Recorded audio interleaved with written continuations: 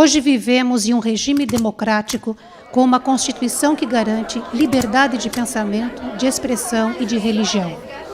Abominamos a ditadura e a censura. Escolhemos nossos governantes através de eleições e exigimos que eles obedeçam às leis sob pena de serem afastados do poder. Mas isso nem sempre foi assim. A ideia de liberdade política é relativamente nova no mundo. Ela surgiu no final do século XVII com o pensamento do filósofo inglês John Locke. John Locke viveu em um momento histórico na Inglaterra, quando o país passou por grandes mudanças políticas. O filósofo era um jovem de 17 anos quando o rei Carlos I foi decapitado. Assumiu o poder Oliver Cromwell, que instalou uma república, a primeira e única da Inglaterra até os dias de hoje. Alguns anos depois, outro rei foi derrubado, e Guilherme III, que assumiu o trono, foi obrigado a jurar obediência à Declaração de Direitos. Foi a Revolução Gloriosa, ocorrida em 1688, que limitou o poder do rei, ampliou os poderes do parlamento e garantiu a liberdade de imprensa e a liberdade individual. Estimulado por esses acontecimentos, John Locke escreveu sua Teoria Política, segundo o Tratado do Governo Civil, onde afirmava que todos os seres humanos são, por natureza, livres, iguais e independentes, e que o poder político só é legítimo quando respeita a vontade popular. As ideias de Locke eram revolucionárias, mas limitaram-se à Inglaterra, já que no resto da Europa nenhum rei concordaria com elas. O absolutismo era a forma de governo adotada por grande parte das monarquias europeias nos séculos XVI, XVII e XVIII. O rei concentrava todos os poderes: legislar, executar, julgar e comandar o exército. Afirmava-se então que seu direito de reinar fora concedido por Deus. Era a teoria do poder de origem divina. Ao rei, todos os poderes, aos súditos, nenhum. Luís XIV, rei da França, foi um dos maiores representantes da monarquia absolutista. O Estado sou eu, teria dito Luís XIV, frase que sintetiza o absolutismo monárquico. O Palácio de Versalhes, onde residia com sua corte, foi símbolo da própria monarquia absolutista francesa. O poder do rei estendia-se às atividades econômicas do reino. Era a chamada economia mercantilista, caracterizada pelo intervencionismo e protecionismo. O rei fazia restrições ao comércio e à produção, controlava os preços e explorava as riquezas de suas colônias. A sociedade europeia vivia, então, sob uma enorme desigualdade social. De um lado, uma minoria de privilegiados, a nobreza e o alto clero, que estavam isentos de certos impostos e ocupavam os cargos públicos de maior prestígio. De outro lado, a maior parte da população, sem privilégios, sem representação política e sobre a qual recaía altos impostos.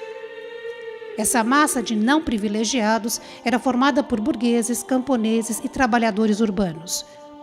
A maioria do povo vivia em condições miseráveis, especialmente na área rural, onde ainda se conservavam costumes feudais. Não havia chance do indivíduo ascender socialmente, pois sua situação dependia de seu nascimento. Esse tipo de sociedade baseada na origem familiar chama-se sociedade estamental. O período de domínio do absolutismo monárquico, da sociedade estamental e da economia mercantilista ficou conhecido como Antigo Regime. Ele vigorou na Europa entre os séculos XVI e XVIII e foi dominante na França sob o governo de Luís XIV, o Rei Sol, e de seus sucessores, Luís XV, aclamado rei com apenas 5 anos de idade, e Luís XVI, que acabaria executado durante a Revolução Francesa.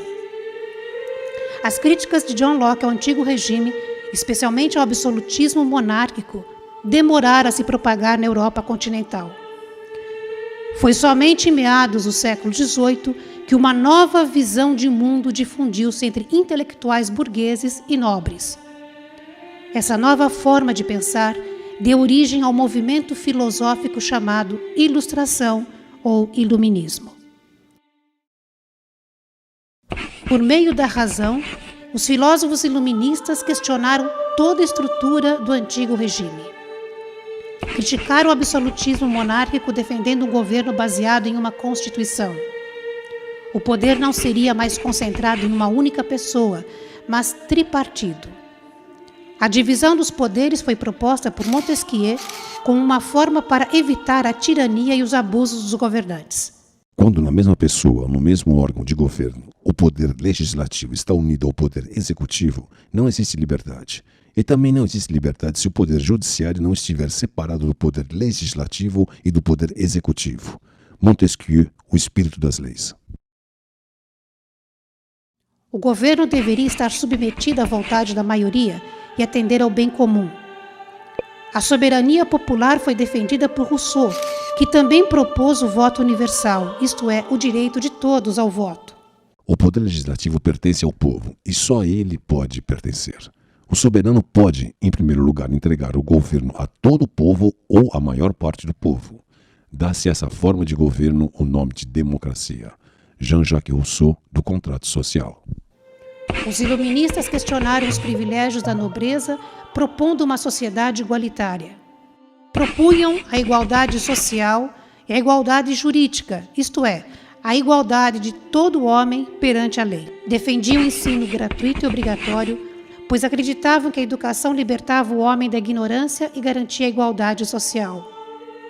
A liberdade de pensamento e a tolerância foram defendidas com vigor por Voltaire, um dos maiores filósofos iluministas. Deus de todos os seres, de todos os homens e de todos os tempos, que as pequenas diferenças entre as vestimentas que cobrem nossos fracos corpos, entre nossos costumes ridículos, entre todas nossas opiniões insensatas, não sejam motivos de perseguição. Voltaire, Tratado sobre a Tolerância.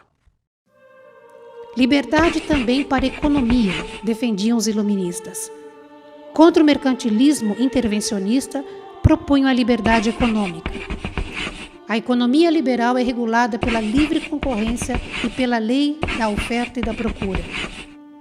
Adam Smith, um dos principais defensores do liberalismo econômico, acreditava que a livre concorrência levaria à queda do preço das mercadorias e estimularia as inovações tecnológicas. O pensamento iluminista propagou-se pelos séculos XVIII e XIX, levando a revoluções que destruíram o antigo regime na Europa e estimularam movimentos de independência na América. Os princípios iluministas atravessaram séculos e foram incorporados à nossa cultura.